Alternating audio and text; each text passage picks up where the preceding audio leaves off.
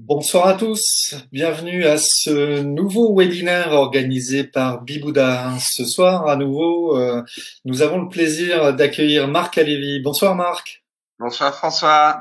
ça va bien? Et toi, en pleine forme d'après ce que je vois? En pleine forme, merci. Donc ce soir, nouveau webinaire avec Marc Alévi qui s'inscrit dans un cycle de 5 webinaires. Nous en avons déjà fait 3. Le premier, Marc Alévi, que je présente à nouveau pour ceux qui nous rejoindraient pour la première fois. Marc Alévi est polytechnicien, physicien, philosophe, conférencier, expert et auteur sur le thème de la complexité, de la spiritualité, de la révolution numérique et évidemment, c'est un grand prospectiviste.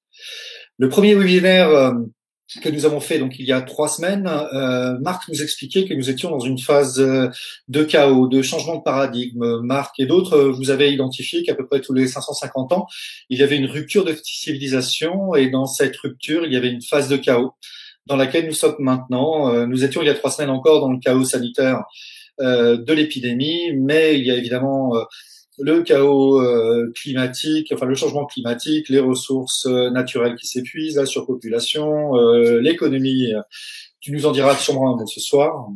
Bref, tu nous as décrit le chaos, mais heureusement, tu as donné des indices pour en sortir déjà. Le deuxième webinaire, tu nous as aidé à travailler la question du sens et comment savoir ou décider au service de quoi consacrer sa vie dans ce nouveau paradigme qui va s'installer. Tu nous as donné des clés essentielles pour nous interroger sur le sens que nous avons à donner à notre vie. Lors du troisième webinaire, la semaine dernière, tu as avancé, tu as exploré le thème du sacré. Alors, pas au sens religieux du terme, tu t'en es très bien expliqué d'ailleurs, mais plutôt dans le sens de l'accomplissement de soi et de la vocation intime et profonde que chacun nous avons à trouver pour trouver notre place dans le monde. Ce soir, Marc, nouveau thème passionnant. Après avoir exploré les états intérieurs, tu vas nous dire comment nous relier au monde et comment dans ce nouveau monde qui va émerger, eh bien, chacun d'entre nous va pouvoir trouver un nouveau système de relations les uns avec les autres. Je n'en dis pas plus, voilà pour le lancement. À toi, Marc, tu as la parole. Merci François. Eh bien écoute, j'ai beaucoup de plaisir à te retrouver, à retrouver nos amis. Euh, Je voudrais juste faire une toute petite parenthèse parce que j'ai reçu pas mal de messages qui disent on vous a envoyé des tas de questions pendant la conférence, mais vous avez pas répondu, enfin ce genre de choses. D'abord, je m'en excuse pleinement, mais je voulais surtout vous dire à tous, à ceux qui m'écoutent là, c'est qu'en fait, moi, je ne vois pas les messages. Ce sont des messages qui arrivent à la régie. Moi, je suis concentré évidemment sur mon travail d'expression et je n'ai pas les messages sous les yeux, donc ne m'en veuillez pas. De toute façon, ce serait impossible vu qu'on a en moyenne, et François peut en témoigner, nous avons en moyenne entre 350 et 400 questions qui arrivent pendant le cours de la conférence. C'est tout à fait impossible de répondre à tout. Donc, si vous voulez vraiment avoir les réponses à ça, à tout ça, prenez contact avec les séminaires qu'on organise et qui nous permettront de discuter de tous ces points-là. Pour moi, c'est impossible en 1 heure et demie que nous passons ensemble de voir les messages, je les vois pas, et d'y répondre, c'est juste pas possible. Voilà. Donc merci de votre compréhension à tous. J'y vais, François, je démarre. Allez, c'est parti. Donc, le thème d'aujourd'hui, c'est comment me relier au monde, hein, comme François l'a très très bien résumé. La première séance que nous avons vécue ensemble, c'était de dire, ben voilà, nous sommes dans une époque extraordinaire. Et moi, je la trouve extraordinaire au sens positif du terme. On est en train de changer de paradigme. On est en train de réinventer le monde. On est en train de réinventer l'humanité. C'est juste fabuleux. Ça arrive une fois tous les 550 ans et ça tombe sur nous. C'est pas beau la vie, hein? Donc moi, je voudrais vous donner cette énergie-là. C'est que nous avons une chance de vivre une époque formidable, mais douloureuse aussi, bien entendu. Les deux webinaires suivants ont été consacrés plutôt à la vie intérieure. C'est en gros qu'est-ce que je fous là, où puis-je aller, où veux-je aller, et qu'est-ce qui est important pour moi. Donc comme François l'a rappelé, qu'est-ce qui est très important pour moi, qu'est-ce qui est sacré pour moi. Et donc ça, c'était les 2 séances que nous venons de passer. Et puis aujourd'hui, on va se tourner non plus vers l'intérieur, mais on va se tourner vers l'extérieur. Et se tourner vers l'extérieur, c'est la reliance au monde. Alors pour cela, eh bien, je vous propose de faire ça comme à notre habitude, de faire ça en 3 volets. Hein, le premier volet, c'est me relier au monde au sens extrêmement large du terme.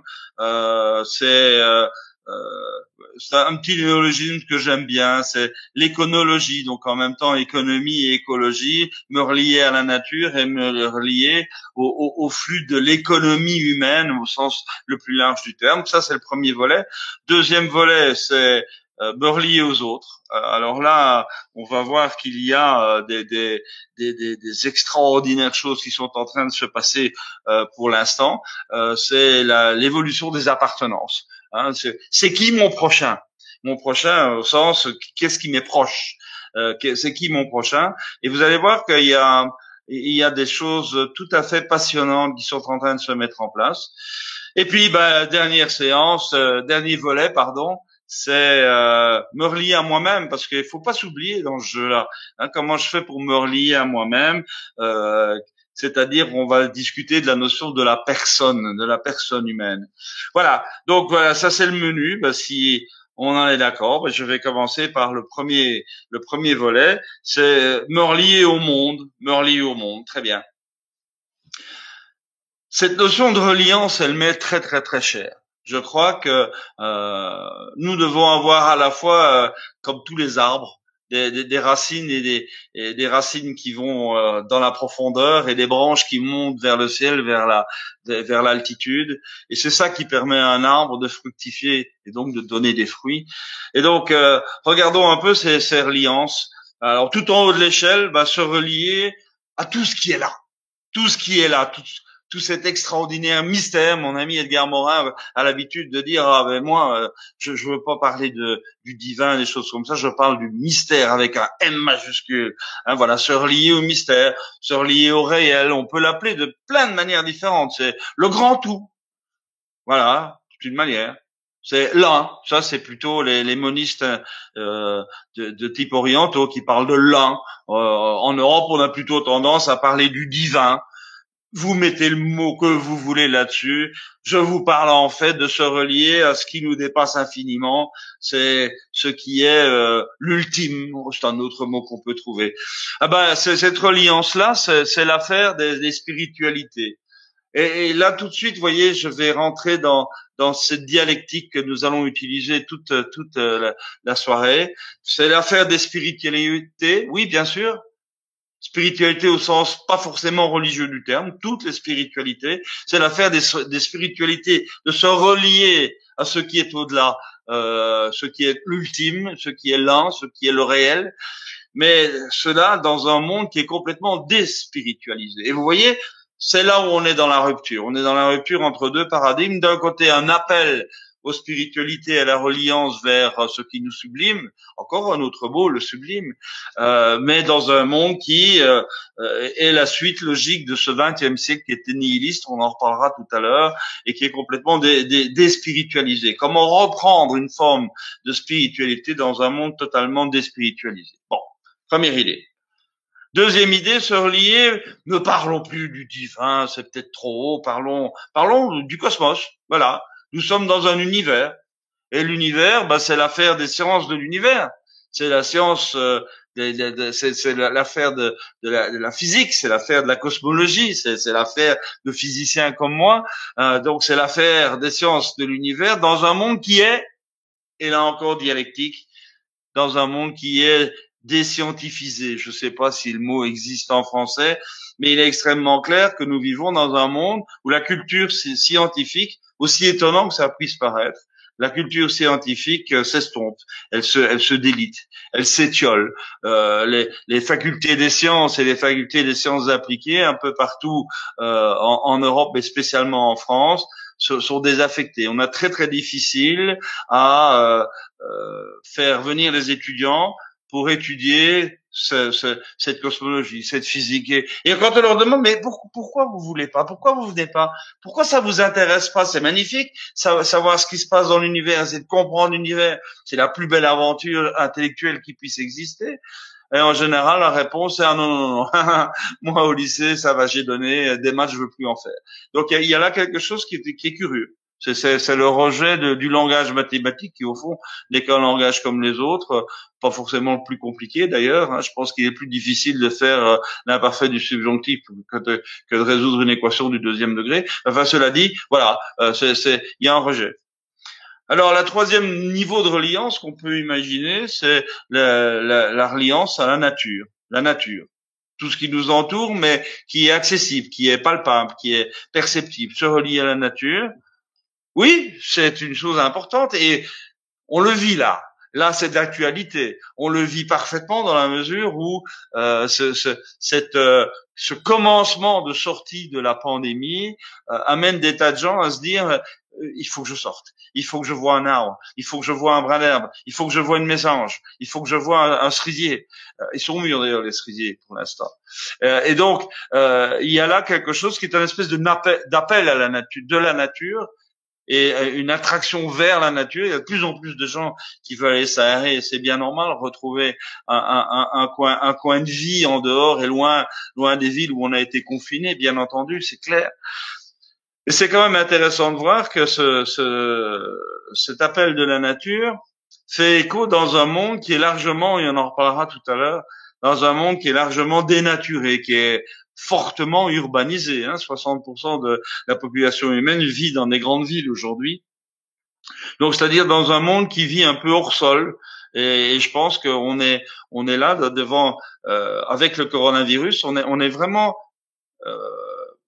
confrontés à cette dialectique. Ceux de la campagne, dont je suis, les ruraux, on n'a pas trop eu de problème avec la pandémie. En tout et pour tout, dans le département qui est le mien, ici dans le Morvan, c'est la Nièvre, en tout et pour tout, il y a eu 26 décès. Alors c'est 26 décès de trop, j'entends très bien, mais c'est 26 décès depuis le début, et tous des gens qui avaient de l'ordre de 85 ans au moins.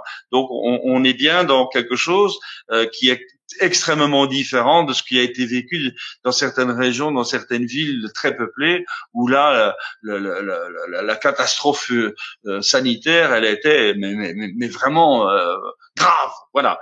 Donc se relier à la nature, j'espère vraiment. J'espère que cet épisode pandémique va rappeler quelque part à beaucoup d'entre vous que l'on ne vit pas face à la nature, mais qu'on vit dans la nature. Et nous sommes de purs produits de la nature, et sans la nature autour de nous, nous ne pourrions pas survivre plus de quelques jours.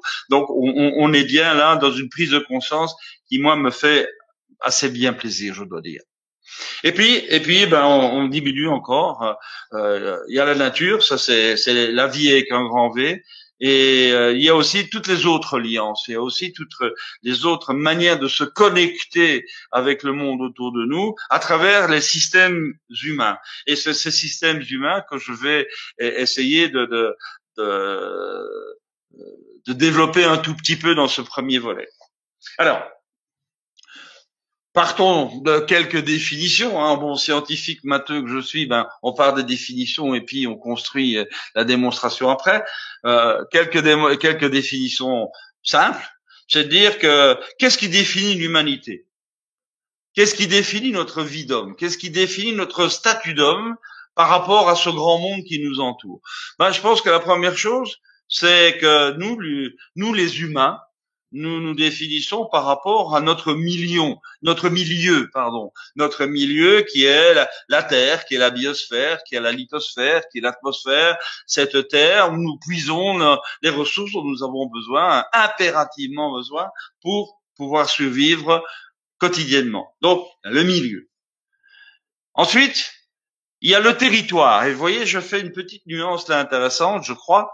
C'est que le milieu, c'est le grand tout qui nous entoure, mais le territoire, c'est ce que nous aménageons.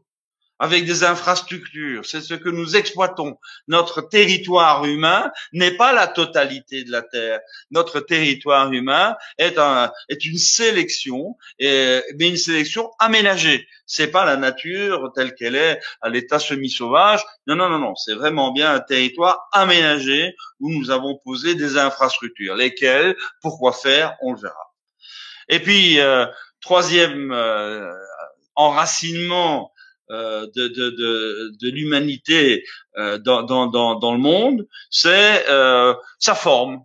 C'est sa forme au sens idéologique du terme, et le mot idéologique ici est à prendre de manière extrêmement neutre, hein, c'est-à-dire, autrement dit, c'est ce qui détermine le modèle de fonctionnement que les humains se sont choisis pour justement fonctionner dans le monde. Comment fonctionne? C'est quoi le modèle? C'est quoi c'est quoi la structure? C'est quoi l'idée? C'est quoi l'organisation? C'est quoi les grands principes? Donc la forme idéologique, et puis le dernier thème, probablement un des plus importants, c'est son activité. L'homme se définit par son activité. Il cherche à longueur de journée les moyens nécessaires pour répondre aux besoins les plus forts qu'il ressent. Eh ben justement, c'est quoi ces besoins les plus forts? Ils sont en train d'évoluer plein pot.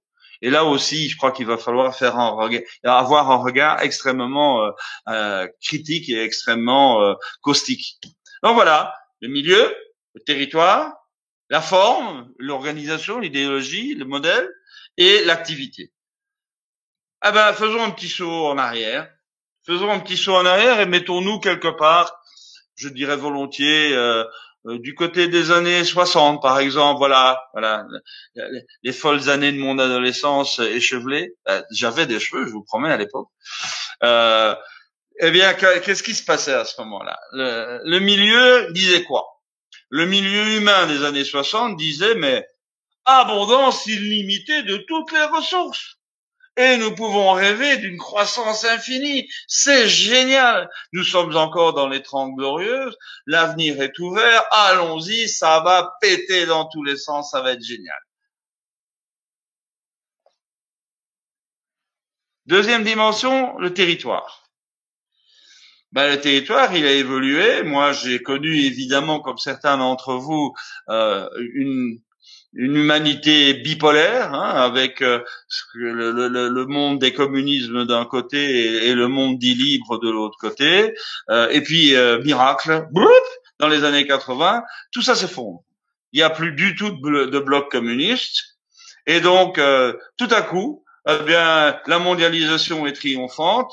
Et derrière cette mondialisation, et j'ai déjà eu l'occasion de m'en expliquer avec vous, derrière cette mondialisation, il y a en fait le développement et l'envahissement du monde entier par des modèles, disons américains, avec une vision américaine de l'économie, une vision américaine de la finance, une vision américaine du fonctionnement consumériste, etc., etc. Ok, c'est la joie. C'est la joie la plus extraordinaire. Il n'y a aucun problème. Tout ça fonctionne. Et maintenant, il n'y a plus d'ennemis. Il n'y a plus les autres. Il n'y a plus ceux d'en face. Il n'y a plus le rideau de fer. Il n'y a plus le mur de Berlin. Bon, très bien. Donc, on est vraiment là dans quelque chose qui est la mondialisation heureuse et souriante en apparence. Et puis, troisième point, c'est la forme idéologique. C'est quoi le modèle? Le modèle, en gros, et il faudrait mettre plein de nuances dans tout ça, et j'en suis bien conscient. Le modèle, c'est quelques mots-clés. C'est la démocratie. La démocratie. On en reparlera tout à l'heure. Les droits de l'homme. Grande conquête mondiale qui faisait suite à la Deuxième Guerre mondiale.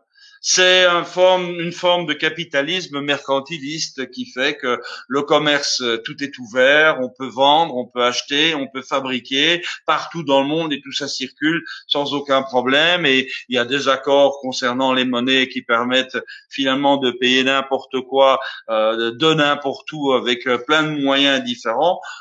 Donc le commerce, le commerce est pleinement facilité, très bien. Et ça amène quelqu'un, je ne sais pas si vous en souvenez, un certain Francis Fukuyama, un Américain, qui a eu la bonne idée de provoquer le monde entier en disant mais c'est la fin de l'histoire. De quoi voulez-vous que nous continuions à discuter? Les choses sont faites. Vu que le modèle, qui est le modèle démocratique, droit de l'homiste, capitaliste et mercantiliste, consumériste, autrement dit, il est établi, il est partout. Donc c'est la fin de l'histoire. On va plus s'embêter à discuter parce que ça y est, c'est bon, c'est fait. Et puis, dernière dimension de la logique humaine d'avant, c'est l'activité. L'activité, c'est relativement clair. Les moyens dont chacun rêve pour mener sa vie sont essentiellement l'accumulation de biens matériels, donc l'hyperconsommation avec toutes les addictions que ça veut supposer, et l'argent, le fait de pouvoir gagner de l'argent, de thésauriser de l'argent, de faire circuler de l'argent. Donc ça veut dire que derrière ça, et ça on y reviendra là tout de suite, vous allez voir, que derrière cette appétence pour l'argent, pour le moyen financier, a amené progressivement depuis le début des années 80 à peu près à une financiarisation spéculative de l'économie avec toutes les bulles que nous avons connues depuis, les bulles spéculatives que nous avons connues depuis. Mais laissons-nous porter par l'euphorie du moment. Abondance illimitée, croissance infinie, tout va bien, mondialisation formidable, tous les hommes sont quasiment frères à travers les réseaux du commerce. La démocratie s'installe à peu près partout, les droits de l'homme, tout le monde est d'accord. Le capitalisme et le consumérisme triomphent du point de vue économique. Tout va bien, c'est la fin de l'histoire, tout va bien. Et puis, il y a les biens matériels en abondance et qui sont pas chers. D'une part, on peut hyper consommer comme on veut, c'est juste bien, et l'argent est là, et la financiarisation permet à l'argent de circuler et à atteindre à peu près tout le monde dans le monde. Donc voilà, ça c'est la logique humaine d'avant. La logique humaine d'avant qui a fait rêver beaucoup de monde. Mais cette logique-là, elle a connu des ruptures. Alors ces ruptures-là, on va les regarder un petit peu. Alors concernant la relation au milieu humain, cette nature que nous exploitons et que nous surexploitons, elle posait pas d'énormes problèmes. Le grand catalyseur, le grand révélateur, c'était la crise pétrolière, la première de 1973. Qu'est-ce qui s'est passé là? Vous vous en souvenez probablement, c'est la guerre de Kippour. Il y a là un embargo sur le pétrole qui s'installe. Les pays arabes producteurs de pétrole ferment les robinets. Il y a plus d'approvisionnement de l'Occident. L'Occident consterné se rend compte que sans pétrole, il peut pas fonctionner. C'est l'arrêt. Tout s'arrête. Et c'était terrible. Ça a été une claque dans la figure qui était colossale. Et qui a induit finalement deux conséquences importantes, mais contradictoires. La première, c'est le début des grosses spéculations sur les ressources de base, notamment sur le pétrole d'ailleurs. Donc on a là une mise en place de toute une réflexion stratégique sur comment faire pour constituer des stocks de réserve, comment faire pour avoir des ressources alternatives. Donc question vraiment de fond quant au fonctionnement de l'économie future. Et en parallèle avec cela, il y a la prise de conscience écologique. Moi, j'ai bien connu quelqu'un que j'adore et qui est un homme fabuleux qui s'appelle Dennis Meadow, qui était professeur au MIT à l'époque et qui, à la demande de l'OCDE, avait fait un rapport qui s'appelait The Limit of Growth. Donc en français, donc les limites de la croissance. Et donc pour la première fois, il y avait un modèle qui disait je vous propose de réfléchir à un truc un petit peu con, mais vous allez voir, c'est quand même intéressant. C'est que la Terre, notre petite Terre, c'est un réservoir de capacité fini et qu'il ne peut pas y avoir de croissance infinie sur un réservoir fini. Ah bon, d'accord. Donc ça veut dire qu'il va peut-être falloir qu'on réfléchisse à une manière intelligente de consommer les ressources et de vider les stocks, parce que sinon ça va mal se passer. Donc voilà, le premier à avoir lancé cette démarche, c'est Dennis Miller. Au niveau du territoire maintenant. Au niveau du territoire, le rêve universaliste de la mondialisation, il n'a pas duré très très longtemps. Je pense que Francis Fukuyama avait à peine écrit son bouquin que ça commençait à s'issurer de partout. Je vous rappelle simplement que le terrorisme a bien montré qu'on n'était pas tout à fait dans l'unanimisme et on n'était pas tout à fait dans l'universalisme. Les attentats du 11 septembre 2001, dont vous vous souvenez peut-être, avec les Twin Towers à New York, ça a quand même été un grand frisson dans le dos. On s'est dit ouh là là, donc on n'est pas d'accord entre nous alors? Ah ben non, pas de chance, hein, c'est bête, on n'est pas d'accord. Et puis après ça, il y a eu Daesh et vous vous souvenez de tout ça.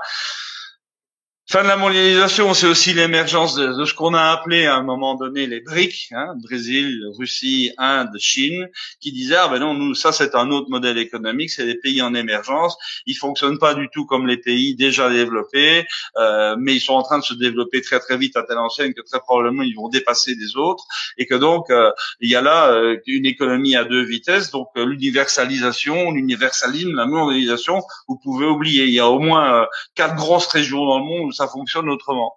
Et puis il y a troisième brèche dans cette belle idée de l'universalisme et de la mondialisation, c'est de plus en plus de continentalisation. On y reviendra aussi tout à l'heure.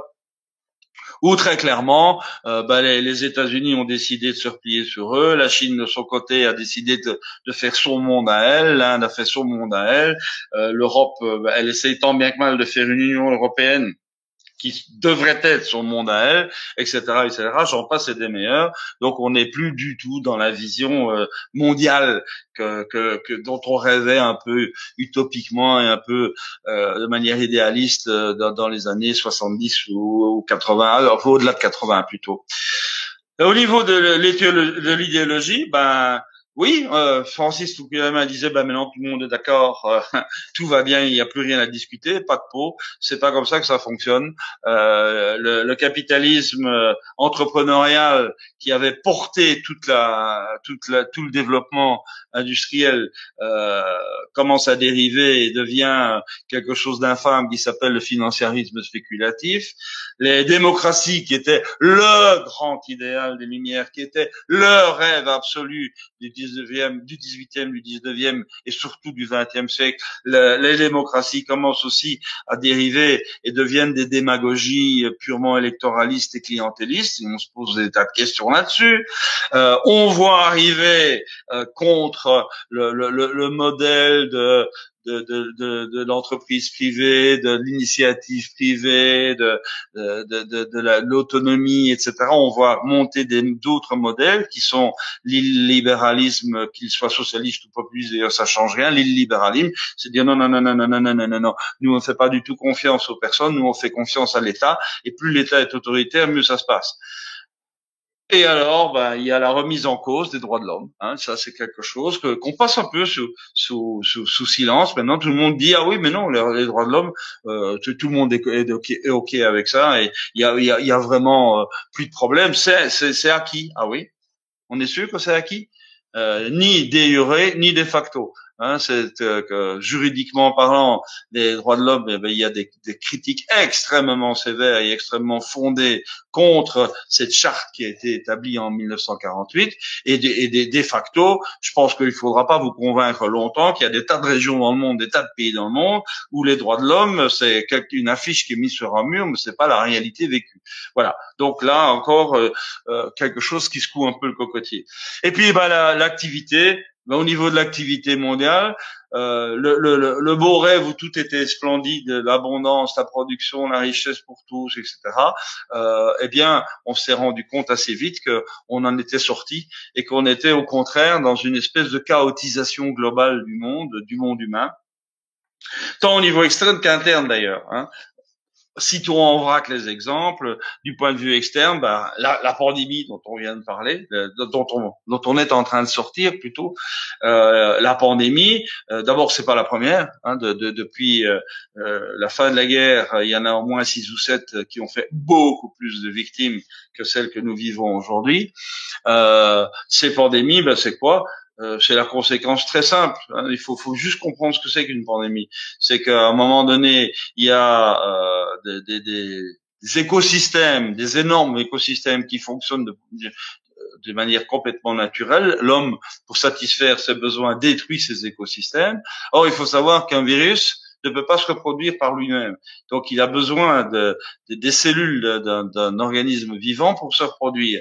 Donc, traditionnellement, depuis très très longtemps, dans ces écosystèmes naturels, la plupart des virus avaient leur porteur, comme on dit, hein, c'est leur porteur qui s'était accoutumé à eux, et finalement, c'était pas dangereux pour personne. Les virus se reproduisaient grâce au porteur, et le porteur, il n'était pas incommodé du tout, ou très très très peu par le virus, donc ça se passait bien. Mais dès le moment où on détruit l'écosystème et que les porteurs sont détruits aussi, à ce moment-là, le virus, lui, la seule chose qu'il veut faire dans la vie, c'est se reproduire. Donc, il va chercher un autre porteur, et de préférence, le porteur le plus faible avec les immunités les plus faibles. Pas de peau, c'est l'homme. Donc voilà, l'origine des pandémies, c'est ça. Bon, la pandémie, oui, chaotisation donc externe, mais aussi dérèglement climatique, dérégulation océanique, l'effondrement de la biodiversité qui est une catastrophe, les déforestations massives. Regardez que ce que le président du Brésil tolère là pour l'instant, qui est une aberration absolue, les désertifications qui s'accroissent, les pénurisations des ressources fondamentales, j'en passe et des meilleurs. On est bien dans un système chaotique externe. Et du point de vue interne, c'est pas mieux. Interne à l'humanité, veux-je dire, c'est pas mieux. Guerre des monnaies, guerre des ressources, guerre des normes, guerre des marchés, guerre des hégémonies. J'en passe encore et des meilleurs. Je pense qu'on va arrêter là la litanie. C'est juste pour essayer de vous montrer qu'on est bien dans quelque chose qui est extrêmement chaotisé actuellement. Et nous avons donc là quelque chose que nous vivons profondément tous les jours, dans toutes les dimensions de notre existence, mais qui est le seul chemin pour passer à autre chose. Mais pour passer à quoi? Eh bien, moi, je me laisse rêver alors. Je me laisse rêver à la logique humaine d'après le chaos. Alors, le milieu, au niveau de la relation de l'homme, de la reliance entre l'homme et le milieu, une nouvelle reliance avec la nature, constructive et positive. La nature doit être considérée non plus comme un réservoir dans lequel on puise sans vergogne, c'est un partenaire de vie. Et donc pour ça, il faut développer vis-à-vis d'elle deux notions qui me paraissent importantes. C'est la frugalité d'une part, donc on ne fonctionne que le strict nécessaire, et le respect et même la promotion de la vie sous toutes ses formes. Moi, j'ai tendance, et c'est une idée que je pratique et que j'exprime depuis longtemps, l'homme doit être au service de la vie avec un grand V sous toutes ses formes, et non l'inverse. C'est pas la vie qui est au service de l'homme. Au niveau du territoire, repenser complètement l'aménagement de l'espace humain. Et c'est en train de se faire. Et vous avez vu, là maintenant avec la pandémie, vous l'avez vu, ce développement que je crois irréversible du télétravail. Ça a l'air de rien, mais ça change tout. Ça change toutes les règles du jeu, de la vie professionnelle, de la vie privée. Ça change toute la règle du jeu en termes de déplacement, en termes de navette. Ça change toute la règle du jeu en termes d'espace de bureau, etc., etc., etc. Ce télétravail est quelque part une autre manière de penser l'aménagement de l'espace humain. Autre développement que l'on connaît depuis 15 ans, 20 ans, mais qui aujourd'hui prend une ampleur évidente, c'est l'économie de proximité. Produire près du consommateur qui doit pouvoir avoir accès au lieu de production immédiat. On est bien dans quelque chose qui est local. Abattre, et ça c'est arrivé et ça arrive encore, abattre une forêt de hêtres dans le Morvan, c'est du vécu ce que je vous dis, hein, une forêt de hêtres dans le Morvan, 12 hectares, qui sont des hêtres qui étaient énormes, pour les envoyer en Chine, dans des bateaux, de manière à ce qu'ils soient transformés en copeaux. Une fois qu'ils sont en copeaux, ils sont renvoyés au Maroc, où là, on en fait de l'aggloméré, et qui sont renvoyés en France pour être vendus dans les brico-centres. Vous imaginez l'énorme aberration de ce circuit. C'est juste absurde, hein. Donc, je crois que l'économie de proximité, ça vaut la peine d'y penser un peu. Et de manière générale, la déconcentration, donc diminuer la promiscuité. J'ai envie, moi, de lancer un slogan que j'aime bien, moins de mobilité et plus d'intimité. On bouge moins et on est plus dans l'intimité. L'intimité, là, le confinement, on en a beaucoup parlé négativement, mais on commence à se dire que finalement, retrouver une intimité, c'est pas si mal que ça. Retrouver la chaleur du petit monde, du petit foyer. Ça, c'est quelque chose qui, à mon avis, est un message qui restera. Bien, la logique humaine d'après, du point de vue de la forme idéologique, ben moi je pense que il faut se méfier euh, avec la plus extrême prudence de la montée des illibéralismes, qui soient d'ailleurs socialistes ou populistes, qui promeuvent l'étatisme, l'autoritarisme. C'est vraiment le chemin de ce que Hannah Arendt avait défini comme étant le totalitarisme. Je crois qu'il faut être très très très prudent par rapport à ça. Il faut être très vigilant. Il faut fonder quelque chose qui respecte l'autonomie humaine, qui soit respectueuse de la nature, qui soit quelque chose comme un écolibéralisme, pour ça comme on peut, mais fondé sur l'autonomie personnelle, ça c'est important. Sur l'interdépendance sociale, c'est important. Sur l'initiative privée, qu'elle soit individuelle ou collective. Et enfin, l'activité du système humain qui viendra peut-être, c'est moins d'extériorité, plus d'intériorité. Donc vivre plus intérieurement qu'extérieurement. C'est moins de matérialité et plus de spiritualité. C'est moins d'activité et plus de créativité. Voilà, d'un mot, et ce sera le mot de la fin pour ce premier volet, mon cher François, c'est que je crois que nous sommes en train de vivre des fins. F-I-N-S, des fins. La fin de l'universalisme mondialisé, la fin de l'humanisme auto-centré, la fin du financiarisme spéculatif, la fin du consumérisme addictif, la fin du nihilisme moderniste, la fin de l'immoralisme hypocrite, la fin du centralisme étatique, la fin du gigantisme urbanistique, la fin du narcissisme égotique. Bon, alors ça fait beaucoup de fins. Et ça fait un solide chapelet quand même. Et la question qui vient tout de suite, c'est de dire, ouais, d'accord, bon, c'est la fin de tout ça peut-être, mais on fait quoi à la place? C'est quoi qui se mettra en place pour nous? Qu'est-ce qu'on voudrait mettre en place? Eh ben, c'est ça l'objet des deux volets qui suivent. À toi, François. Merci Marc. Brillant, brillant encore une fois, évidemment, dans tes diagnostics. Dur à entendre effectivement toutes ces tragédies planétaires que tu énonces, locales et puis oui, planétaires. On s'en remet pas, on s'en remettra pas de tout de suite. Une question me vient évidemment quand tu parles de la place de la nature, du nouveau lien que tu vas développer, mais je voulais interroger déjà un peu de l'homme à la nature. Ne serais-tu pas un peu trop romantique dans ta vision de la nature? Parce que j'aurais tendance à penser que l'histoire de l'humanité, c'est l'histoire de la sortie de l'homme de la nature. Marc, la nature nous est fondamentalement hostile, elle est dangereuse, nous n'avons pas de poils pour nous protéger du froid, nous n'avons pas de crocs, de griffes, nous sommes des êtres extrêmement faibles. Et la nature nous est vraiment hostile, et nous sommes sortis des cavernes pour construire des huttes et puis des maisons, et plus personne ne retourne dans les cavernes. C'était qu'il y a une raison avant d'être sorti. Ne crois-tu pas que la nature est fondamentalement hostile? Ouais. Alors, c'est pas la nature qui est hostile, c'est nous qui sommes mal foutus. Tu l'as rappelé toi-même, je suis désolé, mais on n'a pas des grandes dents, on n'a pas des grandes griffes, on n'a pas des grosses carapaces, on n'a pas des grosses fourrures.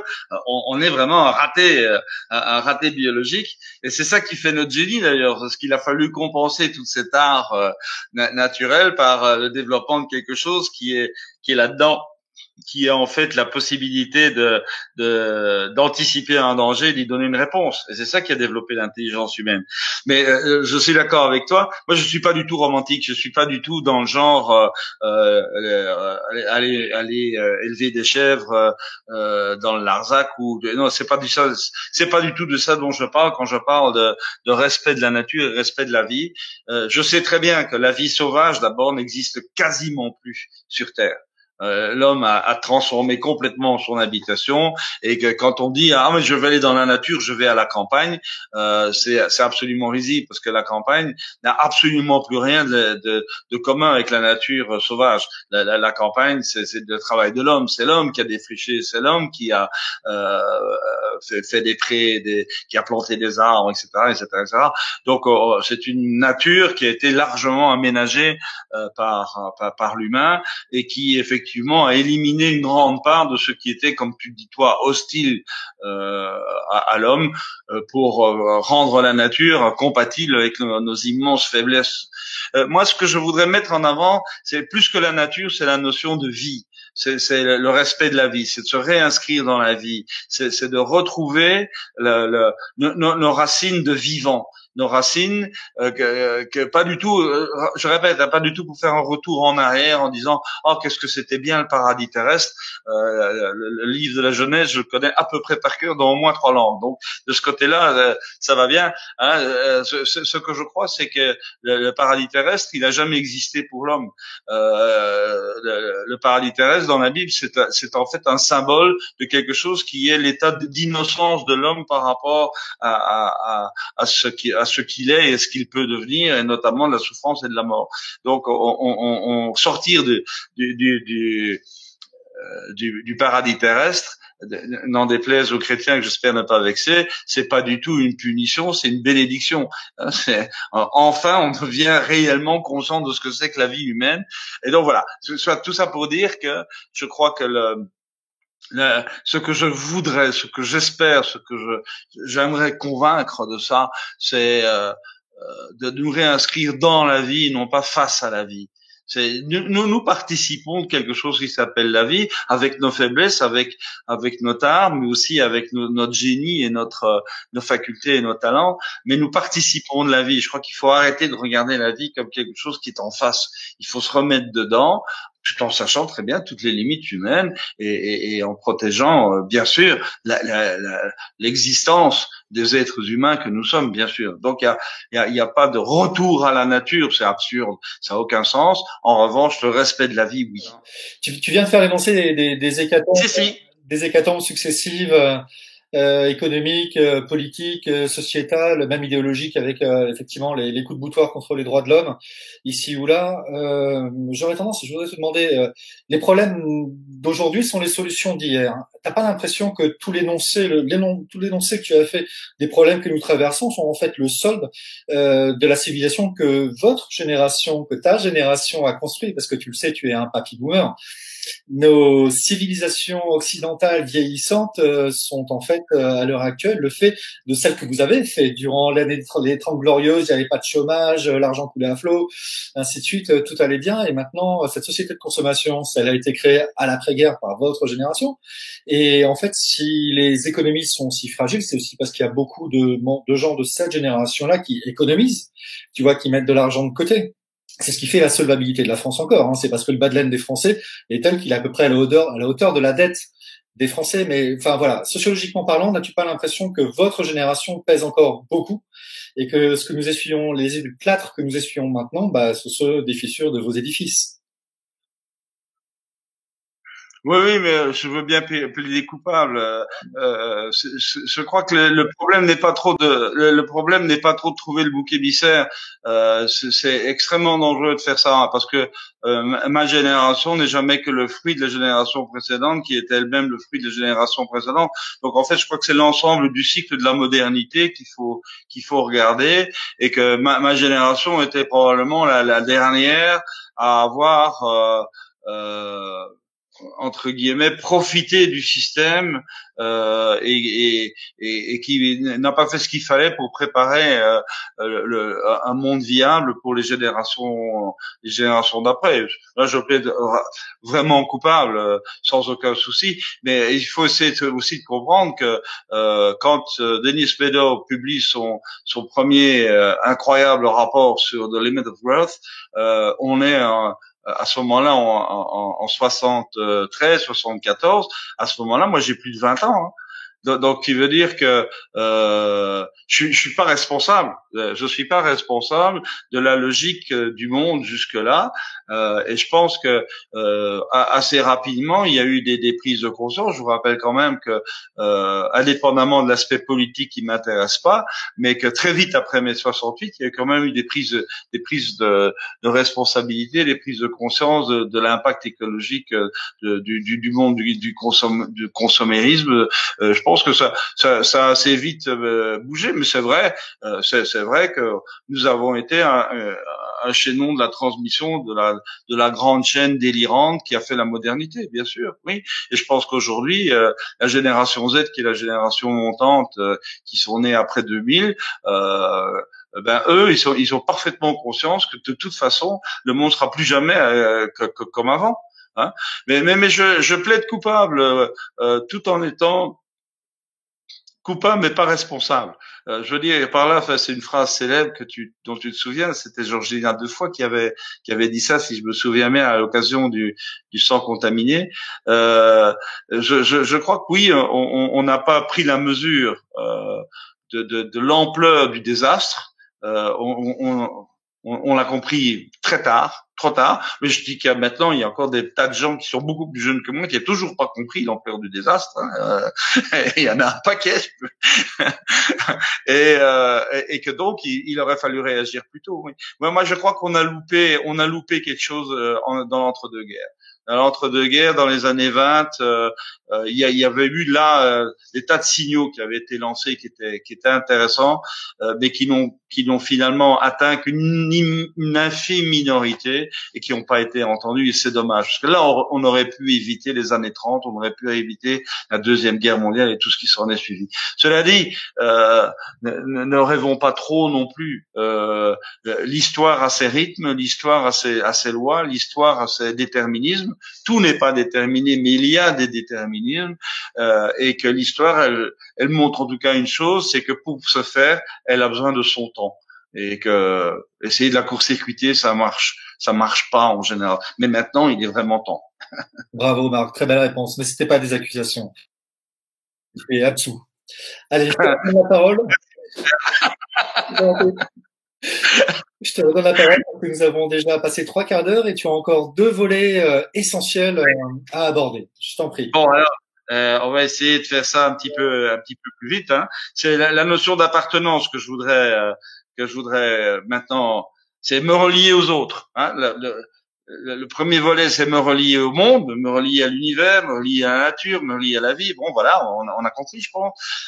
Et puis là, maintenant, on va essayer de dire, mais ma relation à l'autre. Qui est mon prochain? Comment ça se passe, ces histoires d'appartenance?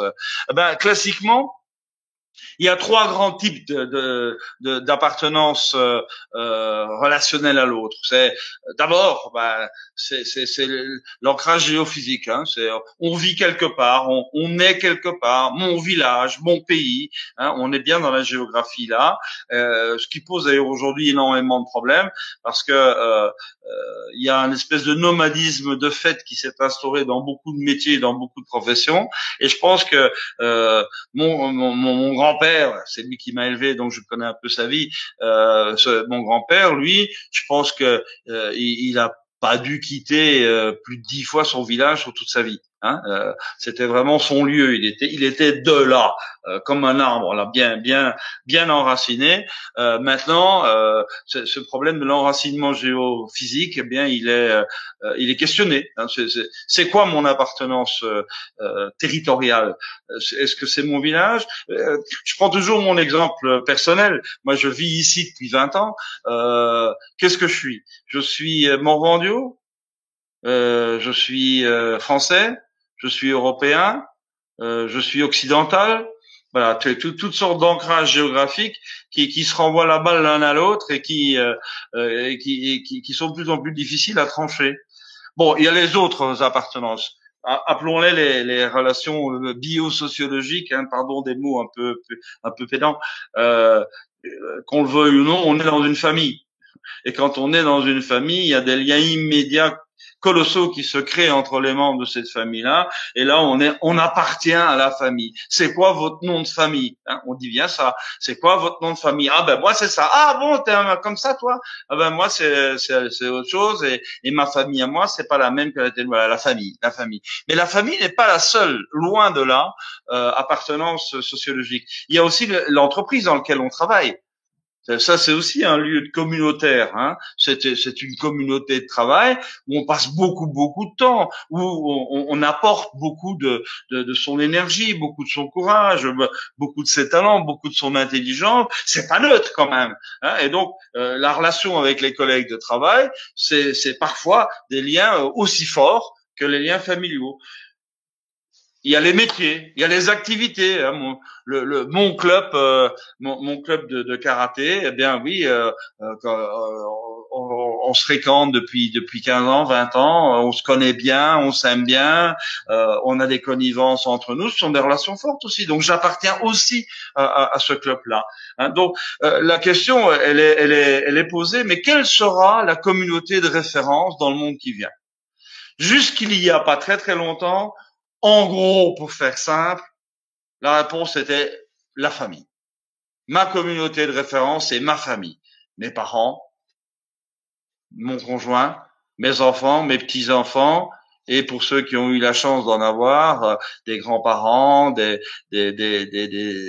oncles, des tantes, des cousins. Hein, ça c'est quand même la communauté de référence pendant des siècles et des siècles et des siècles et des siècles. Maintenant, faut savoir que c'est pas fini, loin de là, mais c'est pas la communauté de référence primordiale aujourd'hui. Pourquoi?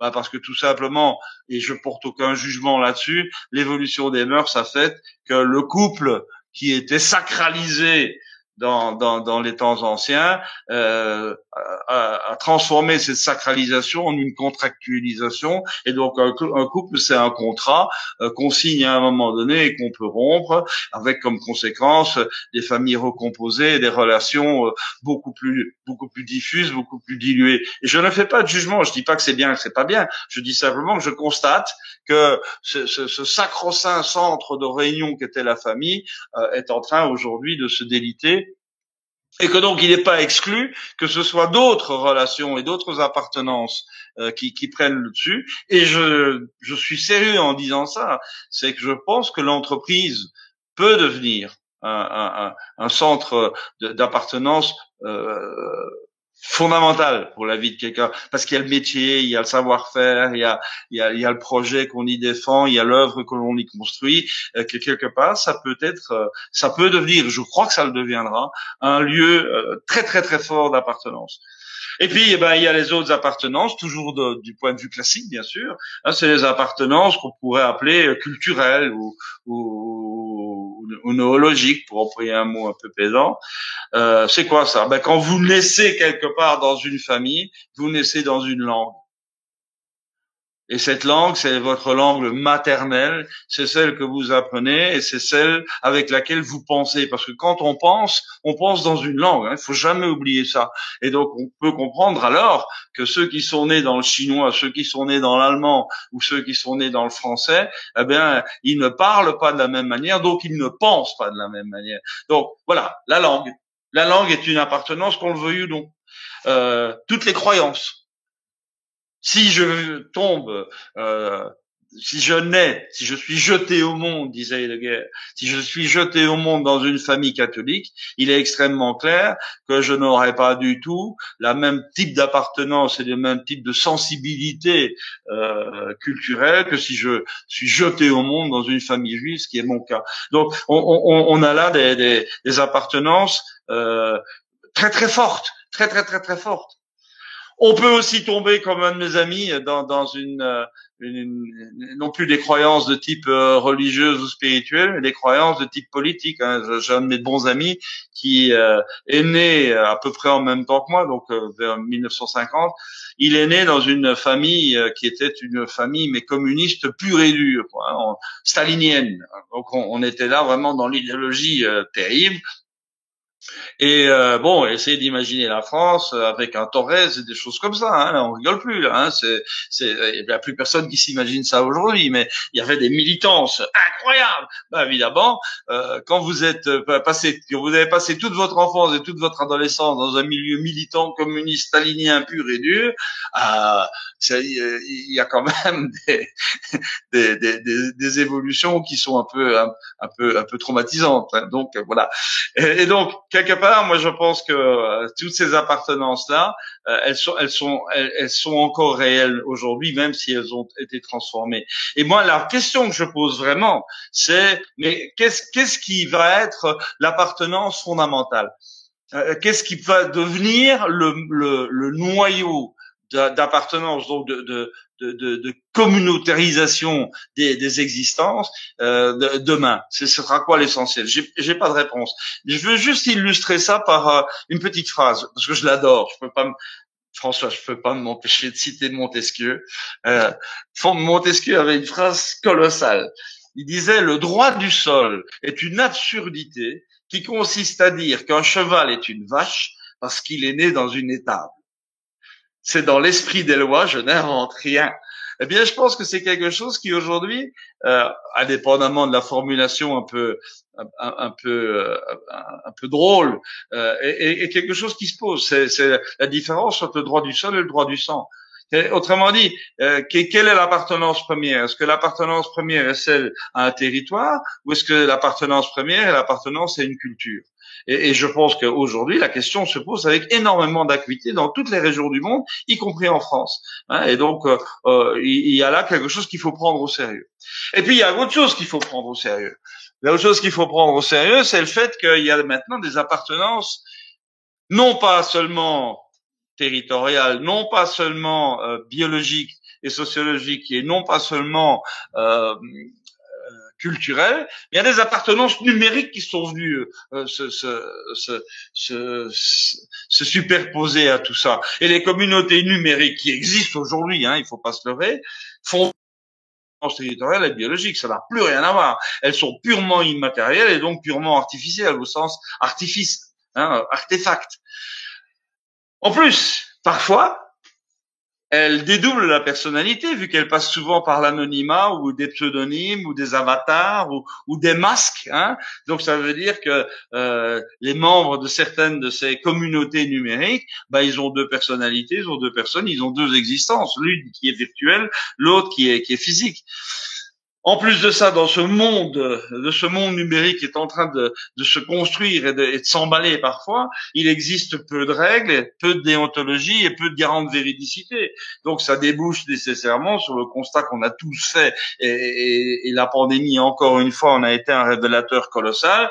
Hein, c'est les fausses informations, hein, l'infox comme on dit. C'est la montée des complotismes, l'incroyable niveau de manipulation, les slogans qui font office de vérité. Bref, pardon d'être un peu brutal, mais on a vu monter le règne de l'émotionnel reptilien. On est vraiment au niveau zéro de la civilisation.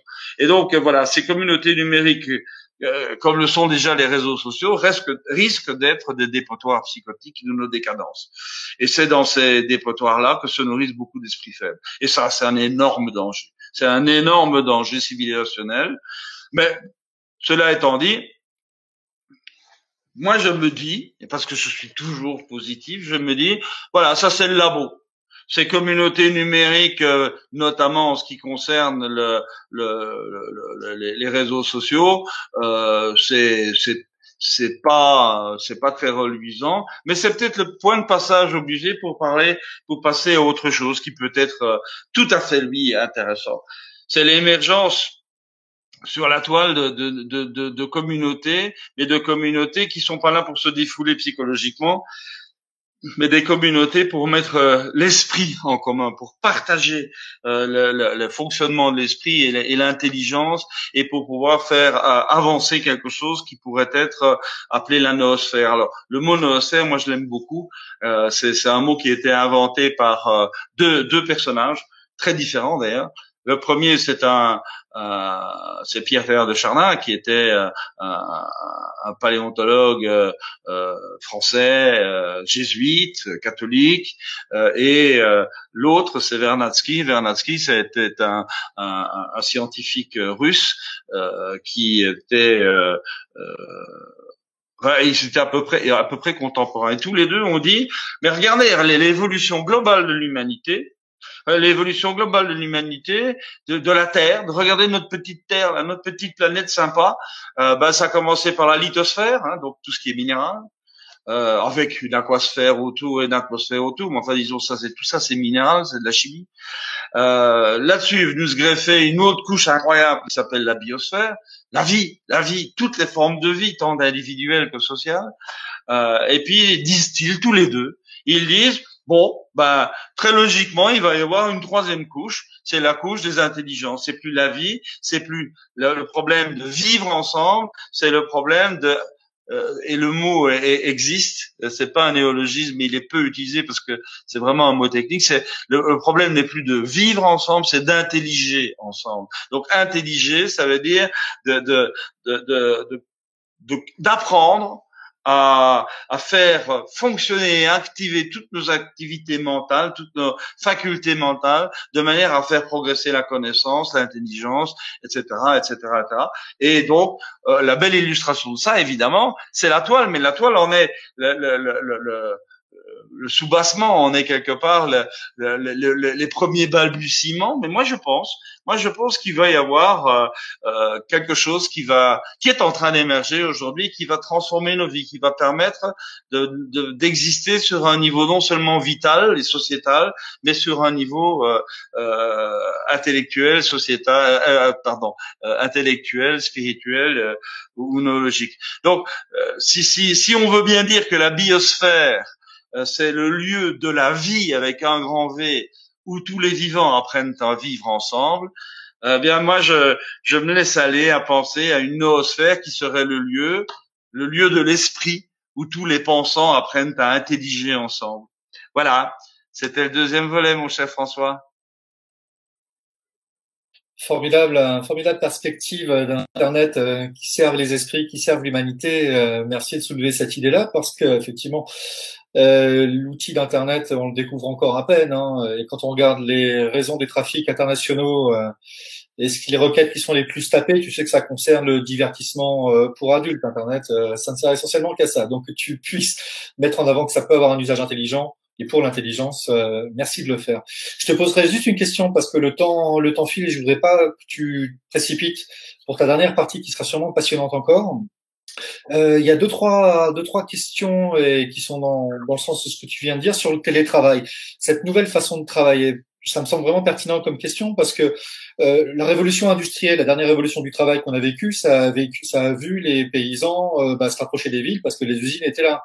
Donc il y a eu un exode, un déracinement. Effectivement, tu perds tes racines et même encore maintenant, si tu n'es pas capable de prendre le train ou l'avion pour aller travailler à l'autre bout de la France, à l'autre bout du monde, tu es un idiot. Enfin, du moins, c'est ce qu'on va te dire. Peu importe les racines, peu importe ta famille, seul compte le travail. Le télétravail change à 180 degrés cette donne. Puisque comme tu l'as souligné, maintenant tu peux travailler de n'importe où et t'enraciner, alors même que tu travailles à l'autre bout de la France et dans des relations qui sont tout aussi vraies que si tu as un collègue de travail à côté de toi. Tu penses que le télétravail va devenir une nouvelle norme de travail? Un nouveau chemin de travail. Je pense qu'aujourd'hui, tel que le télétravail fonctionne, c'est vraiment infantile. Je veux dire, on est juste en train de commencer à peut-être inventer ce que pourrait devenir le télétravail. Donc moi, je pense que là, on est au tout début. On est au tout début de cette aventure. En tout cas, ce qui moi me paraît tout à fait évident, c'est que regardons l'évolution des lieux de production. Les lieux de production, pour ce qui est du travail physique, sont de plus en plus robotisés et seront robotisés à 90%. Il n'y aura aucune raison pour que des êtres humains aillent travailler dans des usines. Que d'autre part, l'algorithmisation de toutes les tâches je vais dire, analytique et linéaire et procédural. Voilà, procédural, appelons ça comme ça. Que toutes les tâches procédurales liées à l'information, ça va être pris en charge par des systèmes experts. Là encore, il y aura plus aucune raison d'aller faire 1 heure d'embouteillage pour arriver dans un bureau où on va devoir travailler toute la journée sur le même ordinateur que celui qui est à la maison. Donc, il y a un truc un peu aberrant là-dessus. Cela dit, moi, je suis très, très, très prudent. Je dis qu'il faut garder une dimension sociale du travail. Je crois que c'est extrêmement important que l'appartenance à un projet commun, c'est-à-dire une entreprise, que l'appartenance à un projet commun passe aussi par le tactile, par le physique. Il faut qu'on se connaisse, il faut qu'on fasse des choses ensemble, qu'il y ait pas qu'un écran entre nous. Je crois qu'il faut donc faire un mix intelligent. En général, aujourd'hui, les experts disent que 60% du temps peut être en télétravail, donc à distance, mais qu'il faut quand même garder 40% de contact avec la réalité de l'autre, de son collègue, de son vis-à-vis, de son interlocuteur. Bon, peut-être que il y a des problèmes colossaux liés au télétravail. Par exemple, moi, j'ai pas de problème avec le télétravail, je fais ça depuis 20 ans. Mais j'imagine un couple de 30 ans avec 3 petits-enfants et tout ça dans la même maison forcément et qui doivent allier la vie privée, la vie parentale et la vie professionnelle. C'est un casse-tête de tous les jours. Comment va-t-on faire pour pouvoir s'organiser, pour avoir un lieu préservé où on peut vraiment se concentrer sur son travail sans être perturbé par la marmaille qui débarque à longueur de journée en gueulant et en jouant aux cow-boys et aux indiens, évidemment. Donc, on a là une vraie difficulté qu'il faut pas du tout négliger. Donc, il y a des solutions qui ont déjà été tentées d'ailleurs. Notamment, moi, je connais une entreprise qui a complètement décentralisé ses bureaux et qui a regardé où habitaient les collaborateurs et ont trouvé des petits bureaux de 5-6 personnes qui étaient à moins de 3 kilomètres des habitations des personnes en question. On appelle ça des work hubs. Voilà. Eh ben, ça c'est une solution. Mais je crois qu'il y a des millions de solutions à inventer pour que le télétravail puisse devenir vraiment un bel outil. Mais je crois que c'est incontournable. Je crois qu'on retournera plus aux nafteurs qui font 2 heures de bagnole tous les jours pour aller travailler dans un bureau où, je répète, ils ont un ordinateur, ils travaillent sur un ordinateur qui est le même que celui qu'ils ont chez eux. Donc, je crois qu'il y a quelque chose d'irréversible qui est en train de se faire, mais ça ne veut pas dire du tout que le télétravail tel qu'il se fait aujourd'hui est la bonne solution. Il y en a certainement des milliers d'autres à inventer. Je pense que c'est un nouveau métier qui va émerger très vite, ça. Bien, Marc, merci. Écoute, je te redonne tout de suite la parole pour que tu puisses finir le dernier volet que nous attendons avec impatience. À toi, Marc. Ah ben, tu es bien gentil de me laisser mon dernier volet que j'essaie de faire le plus court possible parce que je vois effectivement que l'heure est en train de tourner très vite.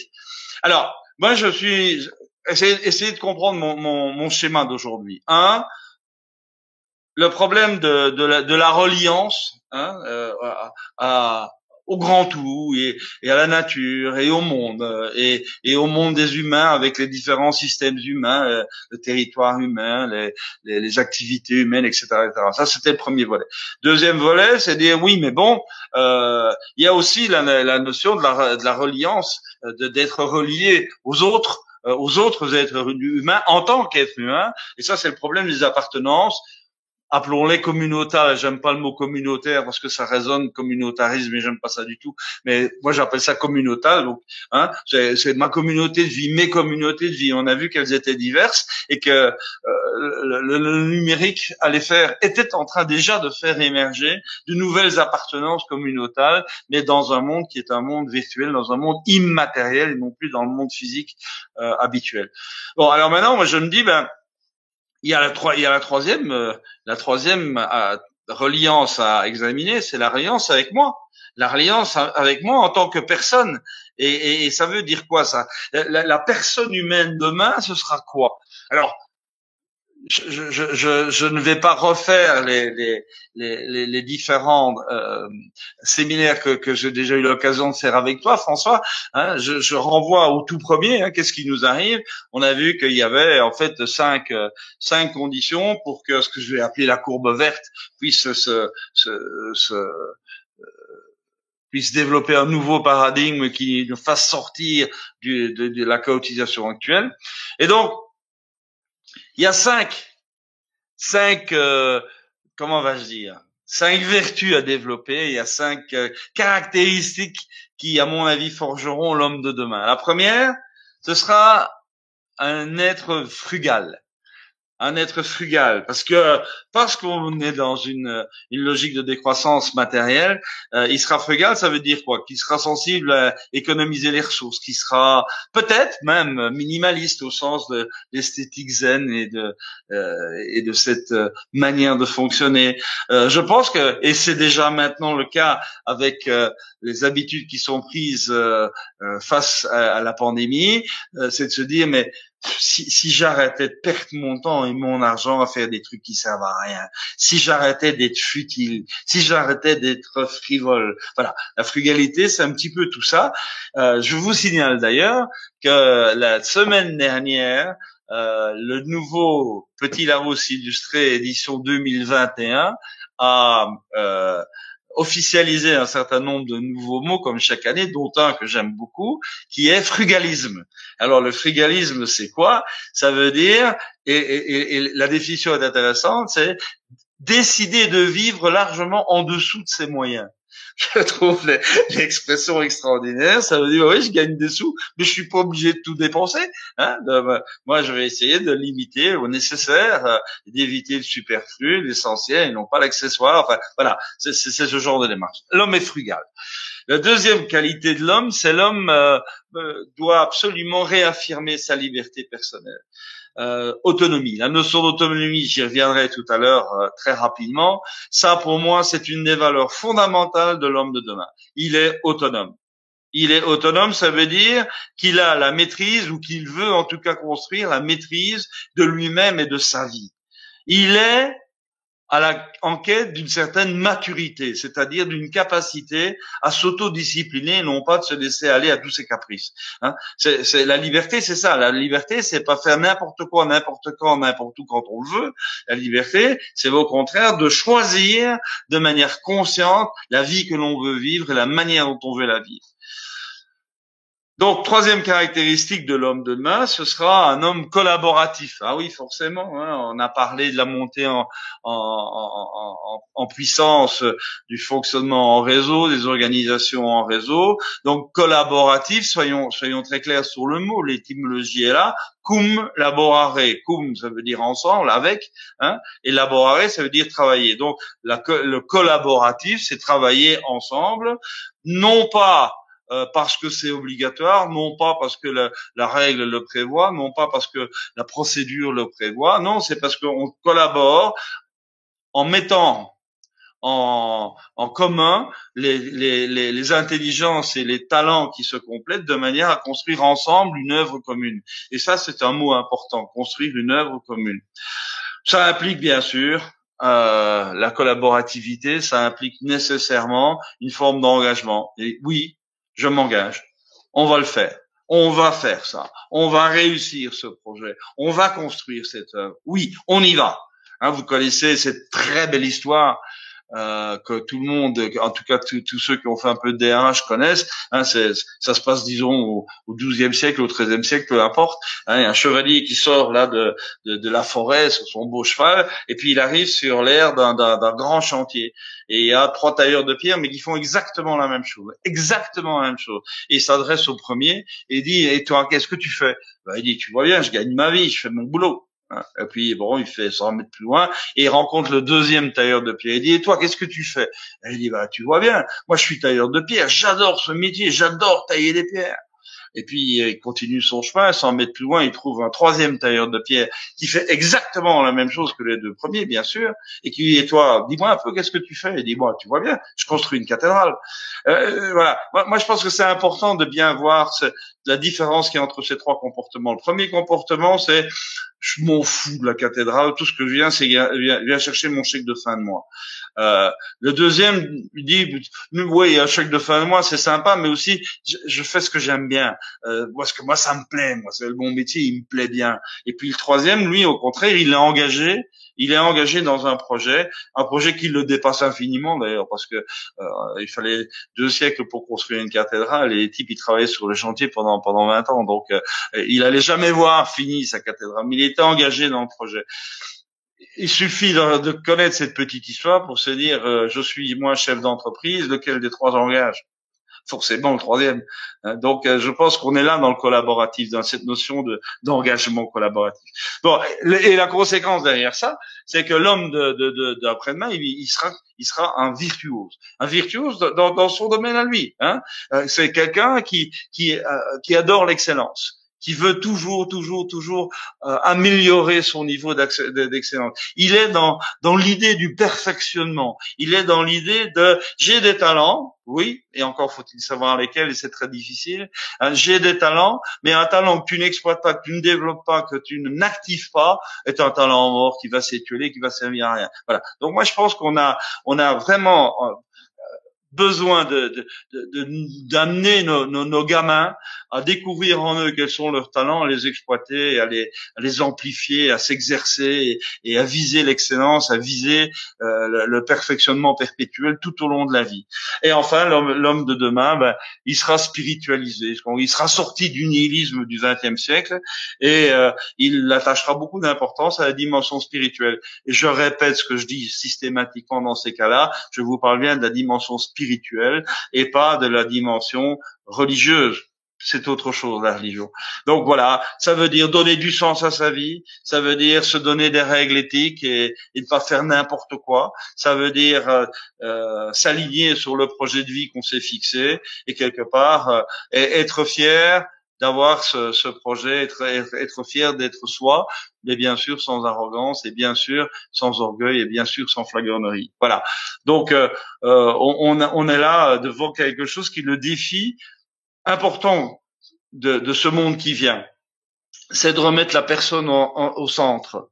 La personne au centre, et je crois que ça c'est quelque chose qui va être crucial. Et je voudrais juste très vite parler de la personne en donnant des définitions de deux courants philosophiques qui en parlent. Le premier, c'est le personnalisme. Le deuxième, c'est l'individualisme. Eh bien, je vous lis les définitions qu'en donne le dictionnaire technique de la philosophie d'André Lalande. Alors, sur le personnalisme d'abord, c'est Charles Renouvier. Charles Renouvier qui dit ceci: le personnalisme, c'est une doctrine consistant à faire de la personnalité la catégorie suprême et le centre de sa conception du monde. Donc, je suis ce que je suis, et je suis fier de ce que je suis, et je vais me perfectionner dans ce que je suis, non pas contre les autres, mais pour et avec les autres. Mais je suis ce que je suis. Et je dois donc appliquer peut-être ce qu'on avait écrit sur le fronton du temple d'Apollon à Delphes, Gnotis Eoton, connais-toi toi-même et tu connaîtras l'univers et les dieux. Eh ben, on est là. D'abord, qui je suis, c'est quoi ma personnalité, c'est quoi ma généalogie, c'est quoi mon identité, non pas pour l'affirmer contre les autres, je le répète, mais pour en faire un outil au service de ce qui me dépasse.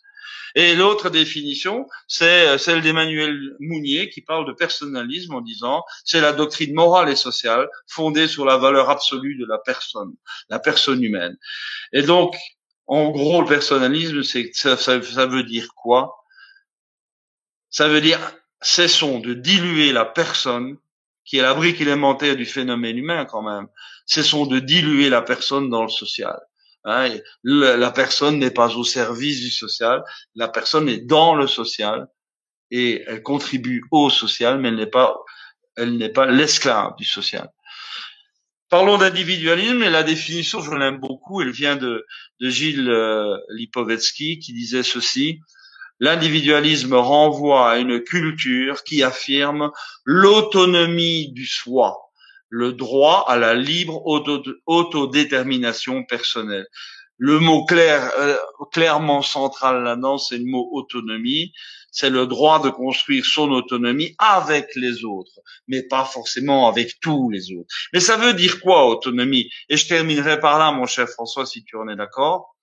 Je pense que l'autonomie, c'est une des valeurs fondamentales de demain.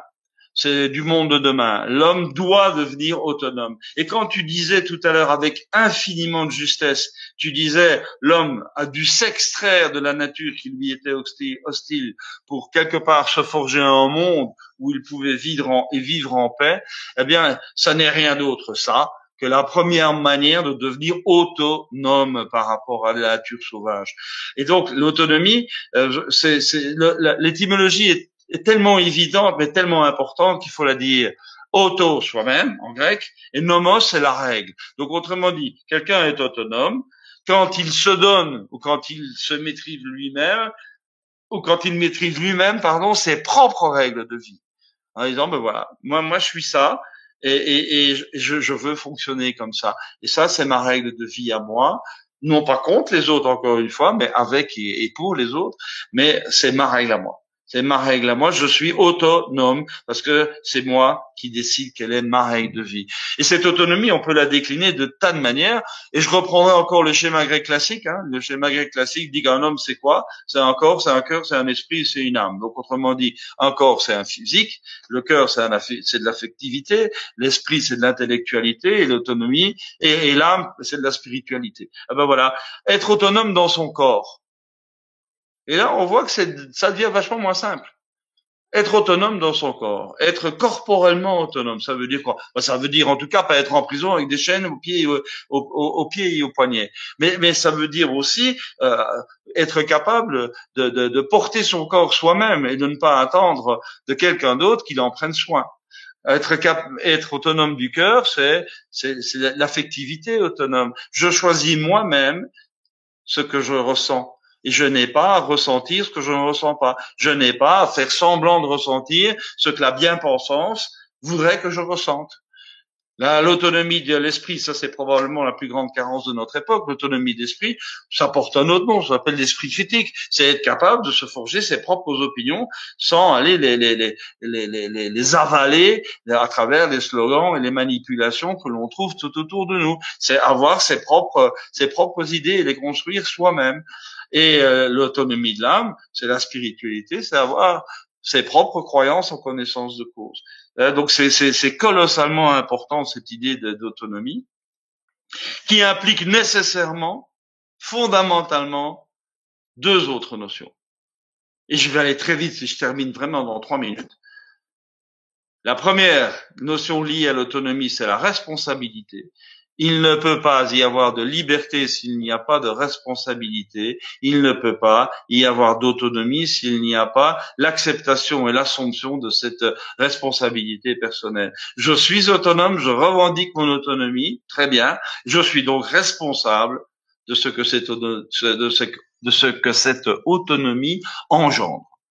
Donc la notion de responsabilité est extrêmement importante. Et aujourd'hui, et là je fais encore un coup de boutoir, nous sommes dans une société dont une des règles de base, c'est de déresponsabiliser tout le monde.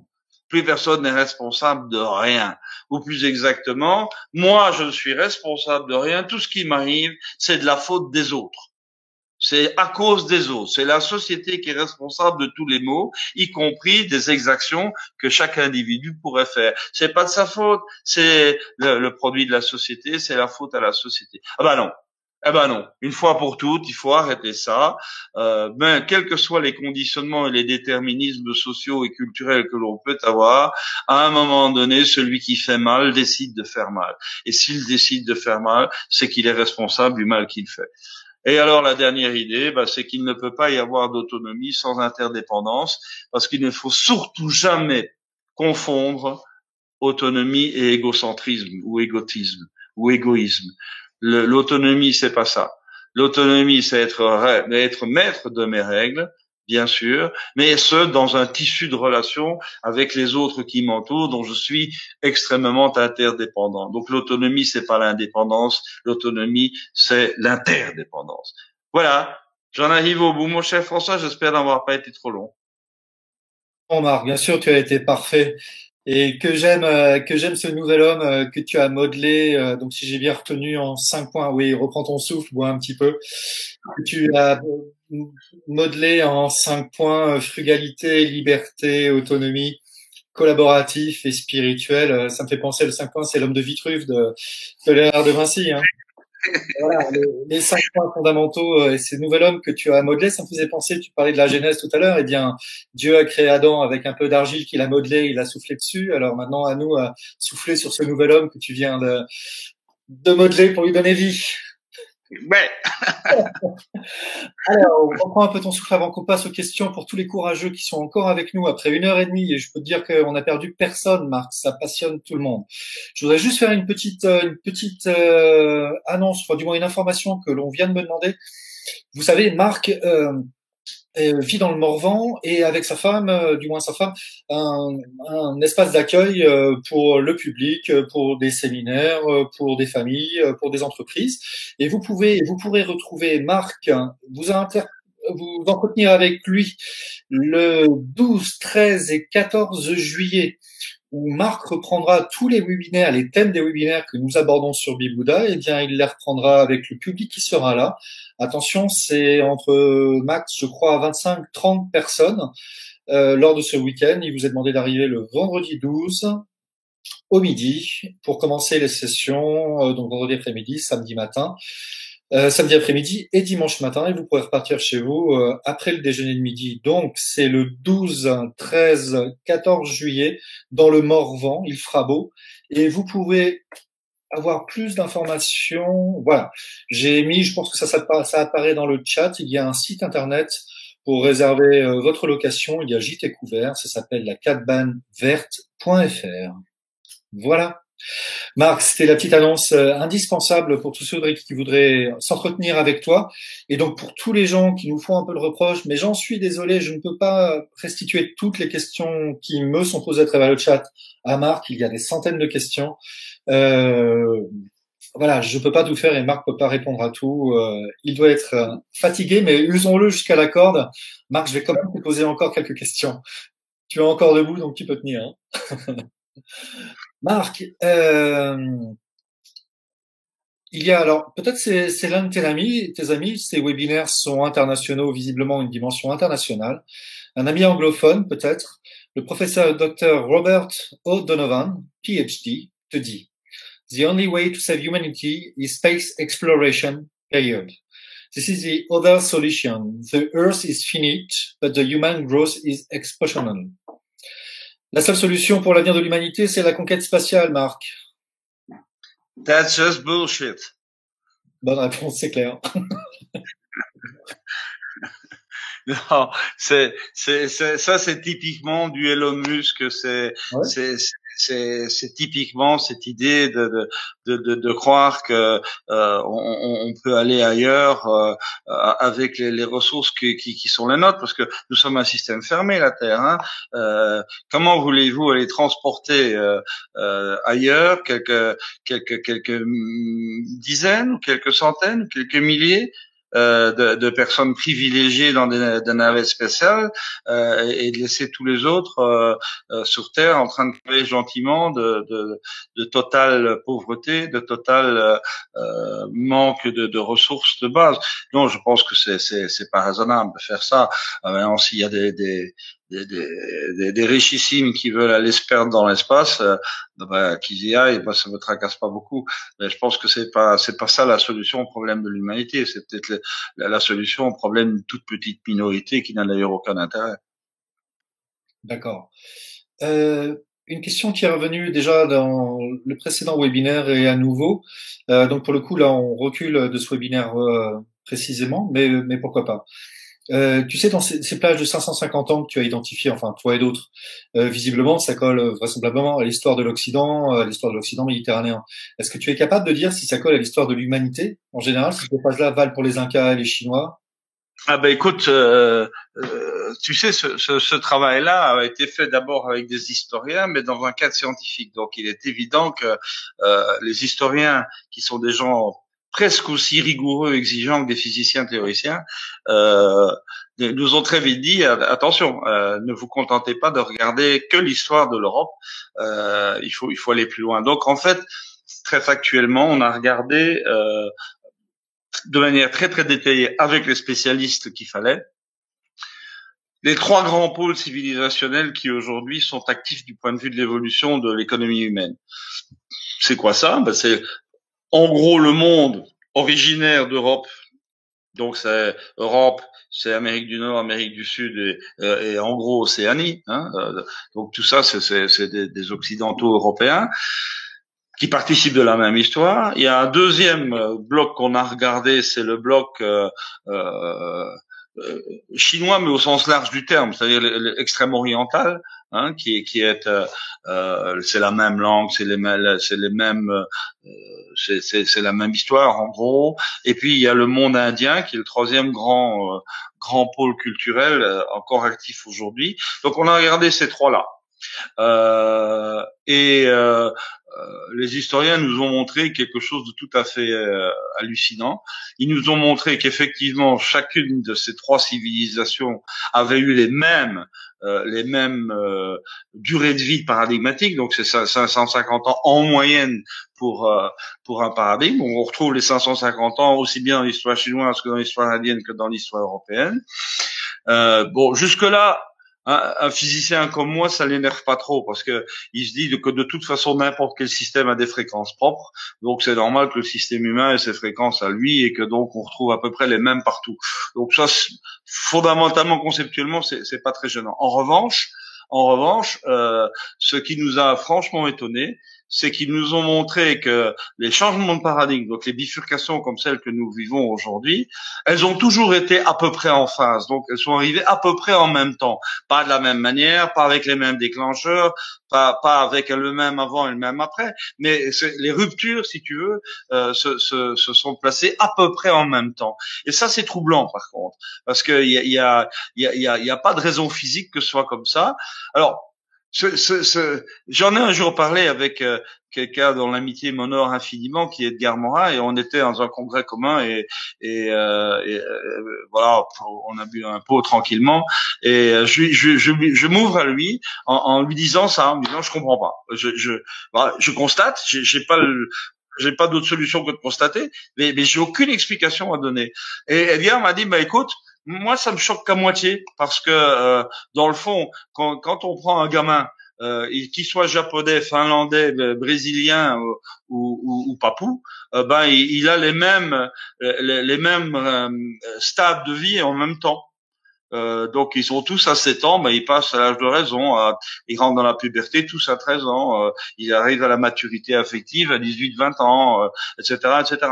Et donc il me dit, moi ça me m'étonne pas que l'humanité, qui est une construction de vie, finalement un processus de vie, que toutes les constructions de vie passent à peu près par les mêmes stades à peu près au même moment. Ça me choque pas, me disait-il.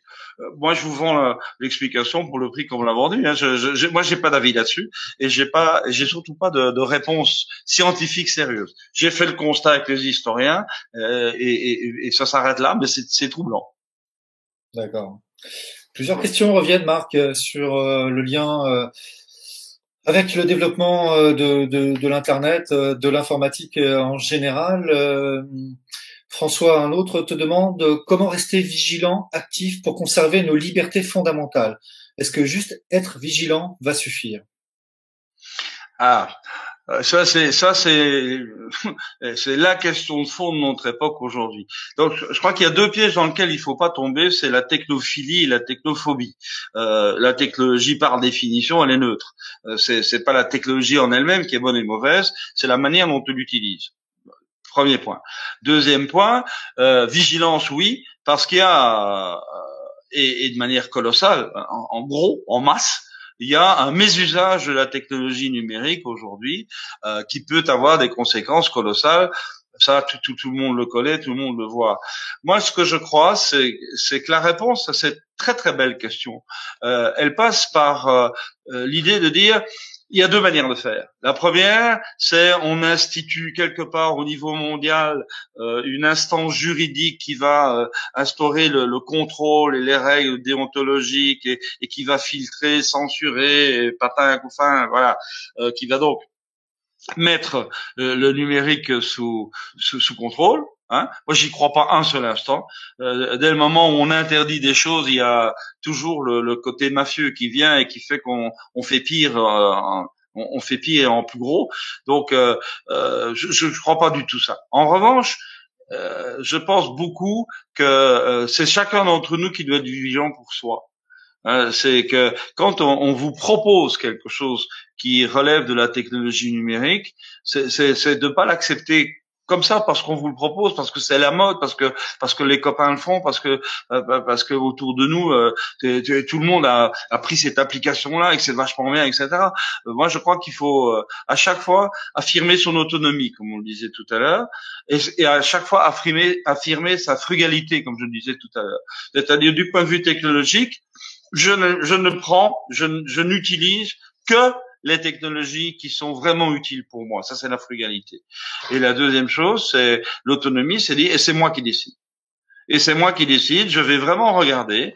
On me dit, je vous parle d'un cas vécu par moi là. On me dit à un moment donné, parce que je faisais beaucoup de webinaires pour des réseaux extérieurs, on me dit, ah ben nous, on a choisi notre standard, c'est Zoom.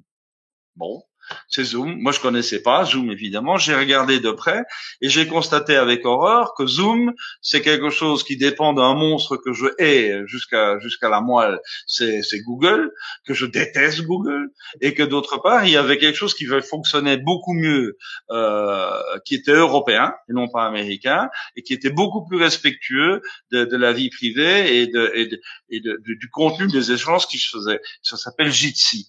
Eh bien, je ne suis pas parvenu à convaincre les organisateurs de ce réseau de ne pas aller chez Zoom parce que ils seront subjugués par la puissance de Google, alors que Zoom est très typiquement le plus faible de ces outils-là. Mais c'est tellement plus simple d'aller prendre le standard américain que de réfléchir un peu à ce que l'on pourrait faire avec un outil qui lui est européen. Voilà. Et donc c'est typiquement ce genre de discussion-là, d'esprit critique, d'affirmation d'autonomie, qui me paraissent être le meilleur rempart contre cette invasion numérique tout à fait nocive. Parfait, Marc. Merci beaucoup. Écoute, ça fait 1h30 que tu es avec nous, que tu tiens la corde parfaitement. Je crois que tu as été brillantissime encore une fois ce soir. Beaucoup de remerciements de nos auditeurs, Marc. Ça a encore touché juste et touché fort. On se retrouve la semaine prochaine pour, et là, c'est déjà fini, le dernier webinaire de la série. J'espère qu'il y en aura d'autres sur d'autres thèmes. Je rappelle, donc effectivement, j'ai écrit en me trompant de date, mais vous avez rectifié, c'est le 10, 11, 12 juillet. J'avais dû mettre 11, 12, 13. Donc c'est 10, 11, 12 juillet dans le Morvan. Vous pourrez voir Marc et poser vos questions directement à Marc, ce que je ne peux pas faire.